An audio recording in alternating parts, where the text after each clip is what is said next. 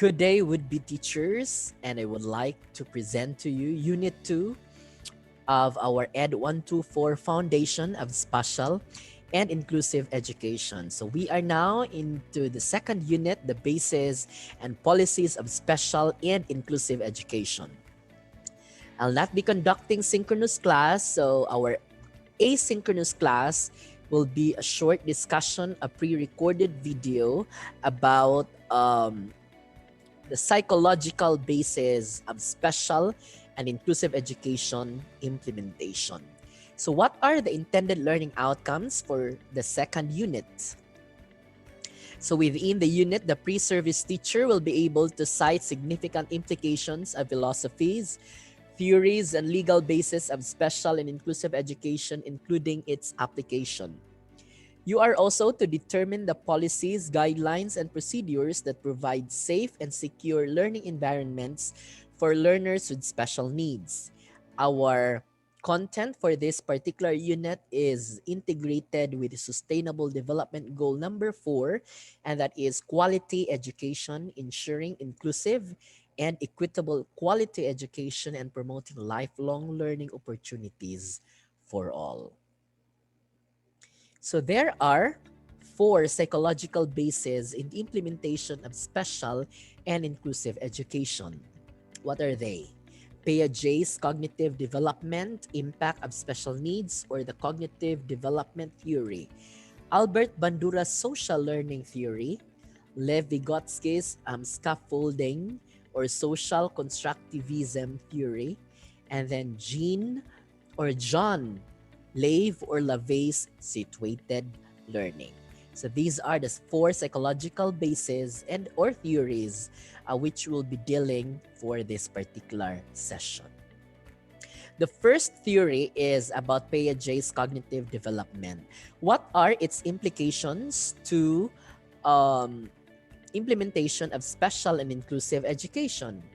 Or what are its connections? So Jean Piaget is a Swiss national who believed about that the child's cognitive structure increases with the development.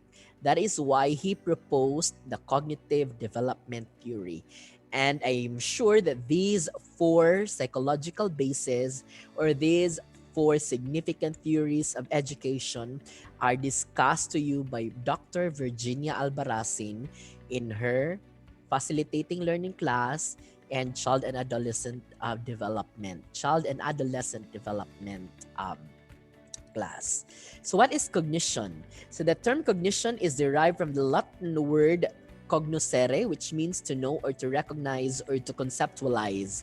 So meaning, what are the processes of developing the thought of every learner or child? Cognition is the mental action or the process of acquiring knowledge and understanding through thought, experience, and the senses. So Piaget explored about the acquisition of knowledge and understanding of every child through his thought or through his experience and the senses. So what is cognitive development? It is the emergence of the ability to think and to understand, the acquisition of the ability to think, to reason, and to problem solve. It is a process by which people's thinking changes across the lifespan. So he studied by observing children in particular to examine how their thought processes change with age. So how cognitive development occurs, it is gradual and it changes orderly, by which mental process becomes more complex and sophisticated.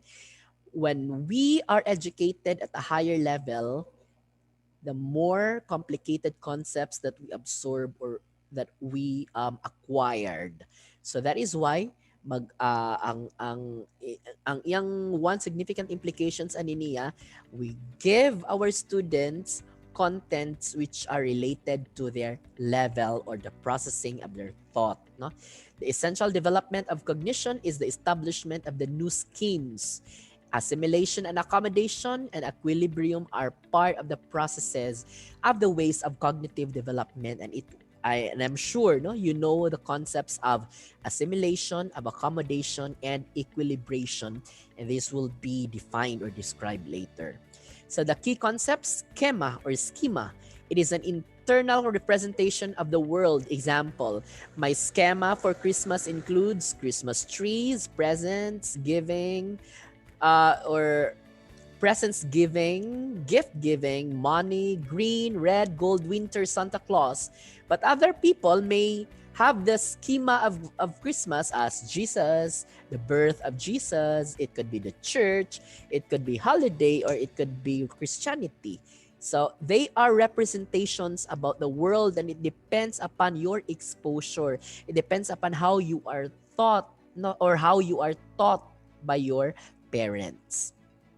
So one process is called assimilation. It is using an existing schema to deal with a new object or situation. Example, a 2-year-old child sees a man who is bald on top of his head and has long frizzy hair on the sides. To his father's horror, the toddler shouts, "Clown, clown!" Kaya ang iyang konsepto o basta kana nga bald nga on top of his head and has long frizzy hair on the side are clowns. So ang tanang makita niya nga bald on top of their heads and have long frizzy hair on the sides are clowns. And that is how the child processes that particular concept, and that is called assimilation. Or ang tanang mulupad are airplanes because he is taught by the parents nga airplane na siya. So makakita siya diag bird, bisag bird na siya, but ang iyahang proseso sa iyahang mind, it's an airplane. It's assimilation. The second is accommodation. This happens when the existing schema or knowledge does not work and needs to be changed to deal with a new object or situation. Example, in a clown incident, the boy's father explained to his son that the man was not a clown, and that even though his hair was like a clown's, he wasn't wearing a funny costume and wasn't doing silly things to make people laugh. And implication, so wrong concept, no, must be corrected by the parents. With this particular new knowledge, the boy was able to change his schema of clown and make this idea fit better to a standard concept of the clown. So, na-accommodated na ang new knowledge because of the explanation done by the father in the situation. Nga dili tanan nga bald on top and has frizzy long hair on the sides are actually clowns. Okay, another process is equilibration. So Piaget believed that cognitive development did not progress at a steady rate, but rather in leaps and bounds. And it is actually the interaction between assimilation and accommodation. So equilibrium occurs when a child's schemas can deal with the most new information through assimilation. And as a child progresses through the stages of cognitive development, it is important to maintain a balance between applying previous knowledge and changing behavior to account for new knowledge. That's accommodation. And it helps explain how children are able to move from one stage of thought to the next, and they can gather information and new concepts, new knowledge, accommodate them based on the right concept. So there are 4 stages of development according to John Piaget, and this was presented to you by, for sure, by Dr. Albaraz in the sensory stage. That's birth to 2 years, or that's infancy, and that is development of object performance, no, and the intellectual and language abilities of the child from birth to 2 years. So ang bata manaa nga object o wala. So they realize that objects exist even if they are out of sight, and they progress from reflexive in instinctual actions of birth to the beginning of problem solving and symbolic abilities, and they are more of coordinating sensory experiences like seeing, hearing, and motor actions. Pre-operational stage, that's from 2 to 7 years, toddler and early childhood. So this stage begins when the child starts to use symbols and language. And this is a period of developing language and concepts. So the child is capable of more complex mental representations. So the following are the key features. Egocentrism. So the child's thoughts and communications are typically egocentric. So they are not thinking of others, but they are thinking of their personal needs and demands. Animism, they are playing objects as living ones. So mag-istorya-istorya sa mga bato or sa mga teddy bear, no, or any other non-living objects during this particular stage. And concentration, the process of concentrating on one limited aspects of stimulus and ignoring other aspects. Like for example, kung imo na nang pakit-on diha og video sa YouTube, so bisag imuha pa ng gitikon diha, so mo focus ra gyud na siya sa iyang gitan-aw nga video sa YouTube, and that is the process of concentrating on one limited aspect of the stimulus and ignoring other aspects. So the seriation, and that is under concrete operational stage from 7 to 12 years, the childhood and early adolescence. So unsa man ni siya, the ability to sort objects in an order according to size, shape, or any other characteristic. Ang transitivity is the ability to recognize logical relationships among elements in a serial order. Like for example, if A is taller than B and B is taller than C, then A must be taller than C. So, makasabot siya na nga konsepto na ana siya sa concrete operational stage. Classification, the ability to group objects together on the basis of common features. Example, there is a class of objects called dogs and there is also a class called animals. But all dogs are also animals. So, the class of animals includes that of dogs. So, skill or abilities, decentering, the ability to take multiple aspects of a situation into account. Example, the child will no longer perceive an exceptionally wide but short cup to contain less than normally wide, taller cup. Reversibility, the child understands that number or objects can be changed and then returned to their original state. Example, the child will rapidly determine that if 4 plus 4 is equal to 8, then 8 minus 4 is equal to 4, the original quantity. Conservation, understanding that the quantity, length, or number of items is unrelated to the arrangement or appearance of object or item. And elimination of egocentrism, the ability to view things from another's perspective. Dili na parihas sa pre-operational stage nga very ego or egocentric. The child performs operations like combining, separating, multiplying, repeating, and dividing. Formal operational stage, the thought becomes increasingly flexible and abstract, and they can carry out systematic experiments. What are the educational implications of Piaget's cognitive development theory? Emphasis on discovery approach in learning. Curriculum should provide specific educational experience based on children's developmental level. Arrange classroom activities so that they assist and encourage self-learning. Social interactions have a great educational value for Piaget. Positive social actions therefore should be encouraged. Instruction should be geared to the level of a child. As the level of the child changes at each stage, the level of instruction or exploratory activity should also change. Simple to complex and project method of teaching. Co-curricular activities of equal importance as that of curricular experiences in the cognitive development of children. And the major goals of education, according to Piaget, are critical and creative thinking. What are its contributions to education? Piaget's theory helped educators, parents, and investigators to comprehend the capacity of children in their different stages. He made us conscious with the way children and adults think. A lot of school programs have been redesigned, taking as base Piaget's discoveries. And Piaget made a revolution with the developmental psychological, concentrating all his attention to the mental process and his role with the behavior.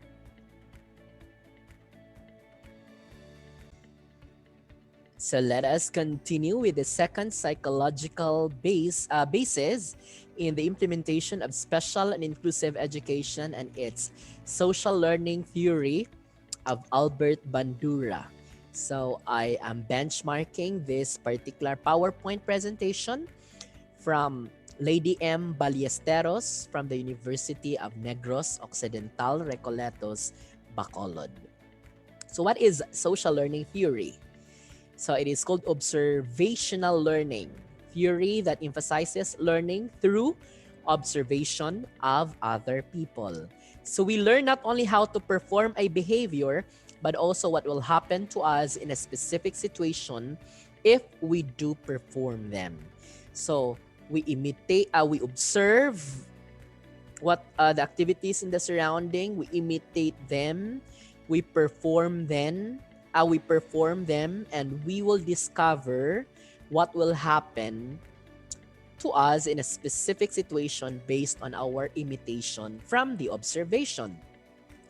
So what are the types of observational learning effects? One is inhibition, to learn not to do something that we already know how to do because a model being observed refrains from behaving it in that way or does something different from what is intended to be done. So you inhibit it because you know nga di maguna siya mao, no? And that is learning not to do something that we already know how to do, and that model being observed refrains rather from behaving in that way or does something different. So that is an example, no, of that particular observational learning effect. That's inhibition. So anong mukuan man ko nga kabalo man ko ana then dili man na mao yang gibuhat, no? Types of observational learning effect number 2 is disinhibition. To learn to exhibit a behavior that is usually disapproved of by most people because a model does the same without being punished. Okay ra day ko matulog sa klase kay wala man nasuon na lang musuon na lang ko kay dili man ko pagawson. Pasagdan ramang ko. Same with what my model has done. Facilitation, to be prompted to do something that is not ordinarily done because of insufficient motivation. So you are prompted to do something na dili siya ordinary, and ako ano na lang ko ni for the sake of grades. Ako na lang siyang buhaton kay para mahuman, no? Para way gubot, no? And that's an example. Observational learning, to learn a new behavior pattern by watching and imitating the performance of someone else. So like for example, in your PE class, in a demonstration done by the teacher, so that is an example of observational learning. So what are the elements of observational learning? One is attention, and attention is described as a mental focus or concentration or the willingness of the child to observe and imitate the behavior of the model. So catching catching the attention of your child is very important, no, for him or her to have concentration in the absorption of the content delivered by the teacher. Retention is to encode the behavior in the memory, and that is the ability to store information. Are these contents delivered by the teacher remembered by the students? Production is the actual performance or to actually perform the behavior being observed. So the teacher is done with the content. So board exercise or board work, for example, do you think the students have acquired the skill and have understood the contents delivered by the teacher? And that is through activity or return demonstration. Motivation or reinforcement. These are forces that drive one to act, and that is not usually to be first part, no, of the moment gisayup nato in the teaching learning process. We do the motivation and reinforcement during the first part of your lesson presentation. But there must be segments of motivation in the whole duration of the learning teaching or of the teaching learning process. So what are the three forms of reinforcement? Direct reinforcement, it occurs when an individual watches a model perform, imitates that behavior, and is reinforced or punished by some individual. So that's direct. So very good. So that's it. So it's direct reinforcement. So painting, for example, and the child did it well, so you say, very good. I saw your work is amazing. Vicarious, the observer anticipates receiving a reward for behaving in a given way because someone else has been so rewarded. So I'll study in advance just like him. So the boy is appreciated by the teacher. So the student, the one of the students said, I'll study in advance just like him. Self-reinforcement is the individuals strive to meet personal standards and does not depend on or care about the reaction of others. Self-reinforcement, like for example, how do pollen grains look like in actual? And it's a personal thing, no? It's a personal reinforcement. So scaffolding and zone of proximal development. What is it? So the scaffolding refers to providing contextual supports for meaning through the use of simplified language, teacher modeling, visuals and graphics, cooperative learning, and hands-on learning. The scaffolding is a way the adult guides the child's learning via focused questions and positive interactions. And this is the third psychological basis in the implementation of special and inclusive education, according to Vygotsky. So what is the theory of scaffolding? The scaffolding theory was first introduced in the late 1950s by Jerome Bruner, a cognitive psychologist. He used the term to describe young children's oral language acquisition, helped by their parents when they first start learning to speak. Young children are provided with informal instructional formats within which their learning is facilitated. Bedtime stories and read aloud are additional examples of book-centered interaction. Sa kwan pa, atong hanigan atong mga bata for them to acquire a particular skill or for them to understand a particular concept. So, what is ZPD or the zone of proximal development? The zone of proximal development, often abbreviated as ZPD, is the difference between what a learner can do without help or unaided and what he or she can do with help or aided. And it is a concept introduced yet not fully developed by Soviet psychologist Lev Vygotsky during the last 10 years of his life.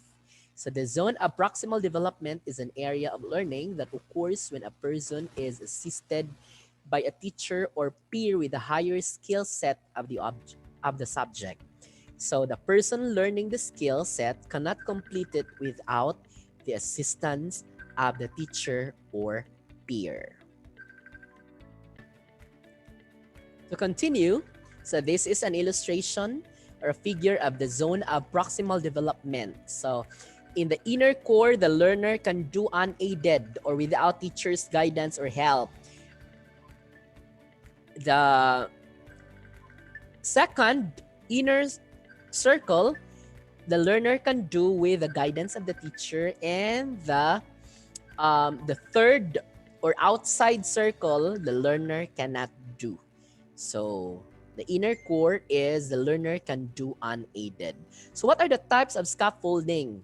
So 3 types of scaffolding have been identified as being especially effective for second language learners. 1, simplifying the language. The teacher can simplify the language by shortening the selections, no? Imbis long story, imubo na lang siya, speaking in the present tense, and then avoiding the use of idioms or atong we need deeper meanings. Second is asking for completion, not generation. So the teacher can have students choose answers from the list or complete a partially finished outline or paragraph. And using visuals, the teacher can present information and ask for students to respond through the use of graphic organizers, tables, charts, outliners, and graphs. So there are 3 essential features of scaffolding that facilitate learning. The first feature has to do with interaction between the learner and the expert. The second, the learning should take place in the learner's zone of proximal development. So, asa man to nga skill nga or knowledge unaided na siya or with the aid or with the guidance of the teacher, or the learner cannot do it. The third feature of scaffolding is that the scaffold, the support and the guidance provided by the expert or the teacher is gradually removed as the learner becomes more proficient until distinguished or advanced. So the concept of the zone of proximal development was originally developed by Vygotsky to argue against the use of the knowledge-based tests as a means to gauge or measure students' intelligence. He also created the ZPD to further develop John Piaget's theory of children being lone learners. So Vygotsky believed that learning is not development. However, he also believed that properly organized learning results in mental development and sets into motion a variety of development processes that would not occur without the process of learning. So skills and understanding contained within a child's ZPD are the ones that have not yet emerged but could emerge if the child engaged in interaction with knowledge or with the knowledgeable others like peers and adults, or in other supportive contexts such as make-believe play for preschool children. According to Vygotsky, the most effective instruction is the kind that is aimed not at the child's level of independent performance but is instead aimed within the ZPD. This instruction does more than increase a child's repertoire of skills and understandings, and it actually produces gains in child development according to Lev Vygotsky. So what are his hypotheses? First, it suggests that the developmental processes do not coincide with learning processes, but instead, developmental processes lags behind learning, resulting in zones of proximal development. The second feature suggests that although learning directly relates to child's development, the two are never accomplished at the same time, as there are highly complex dynamic relations between the development and learning. So, Vygotsky proposes two developmental levels.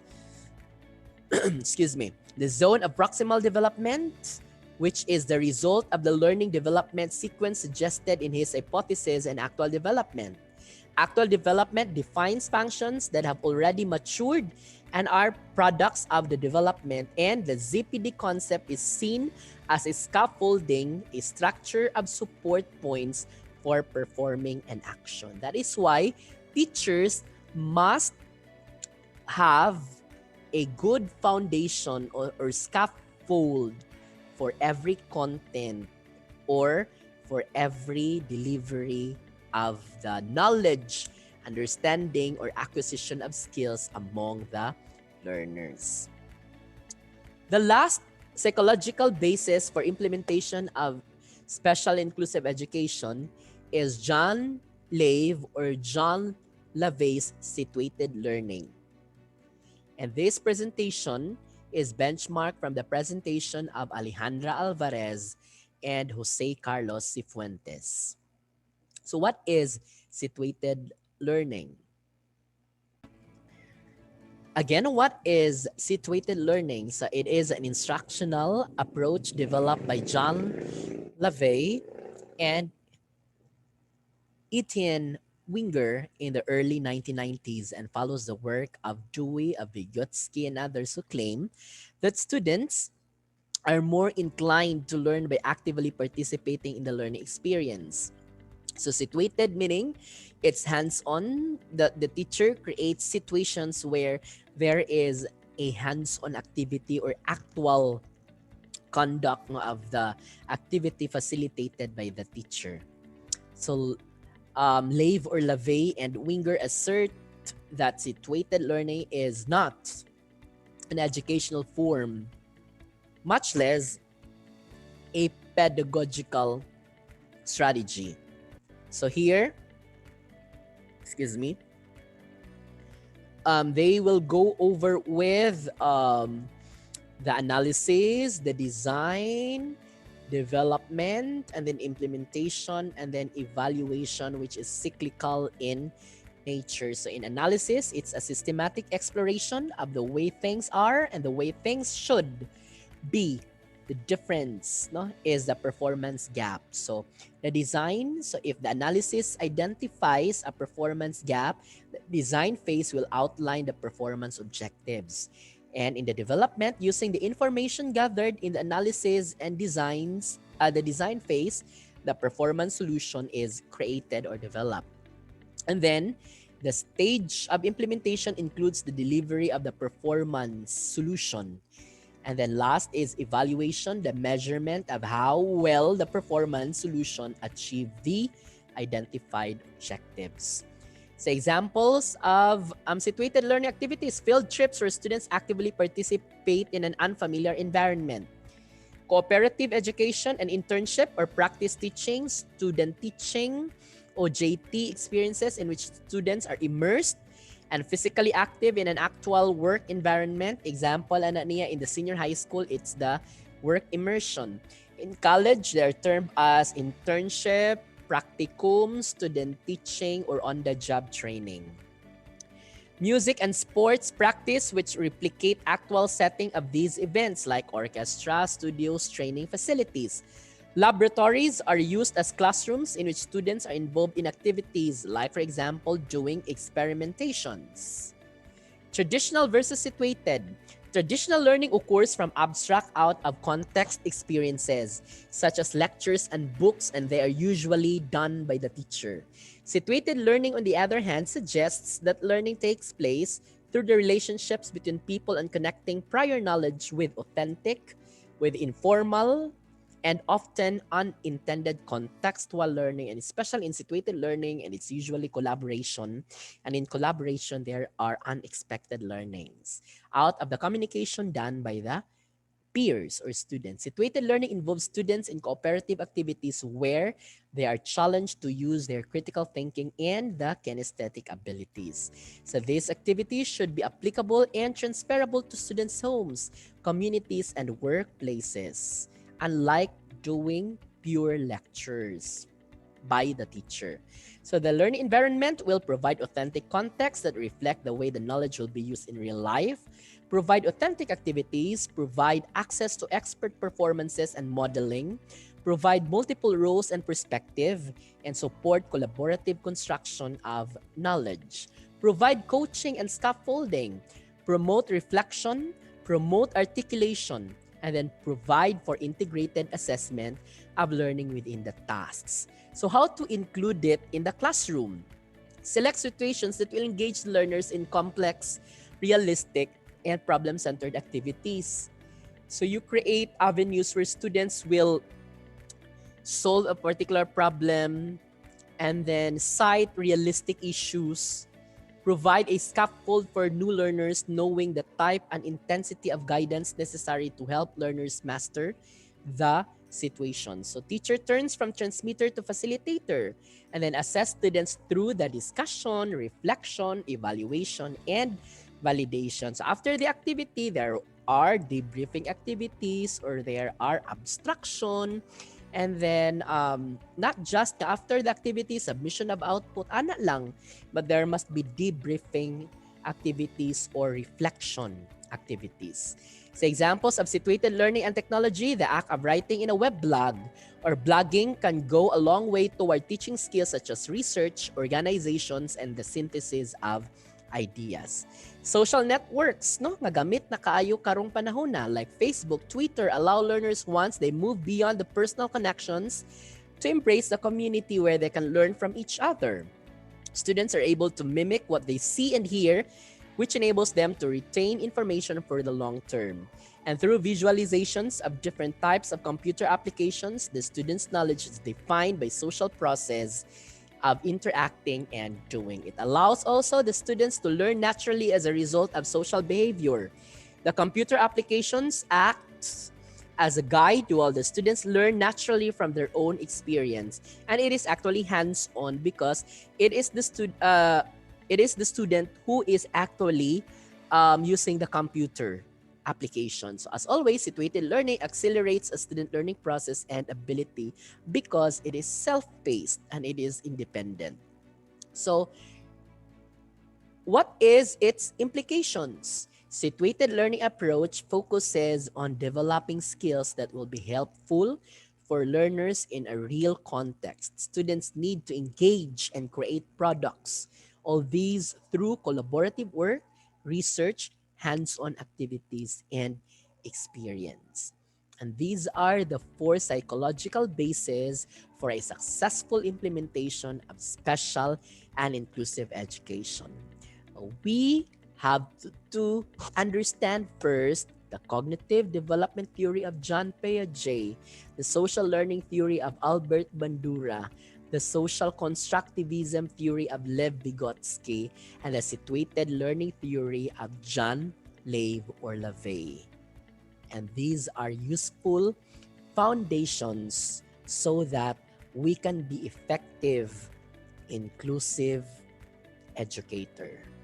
So it is our challenge, excuse me, to understand the cognitive development of every child, of every learner, to create social interaction among students, and then to create scaffold or strong foundation of learning, being facilitators, and then to situate or create hands-on activities for students to develop by themselves through reflection and through through observation, imitation, and then reflection. Thank you so much, and that ends our asynchronous class for today. Good day.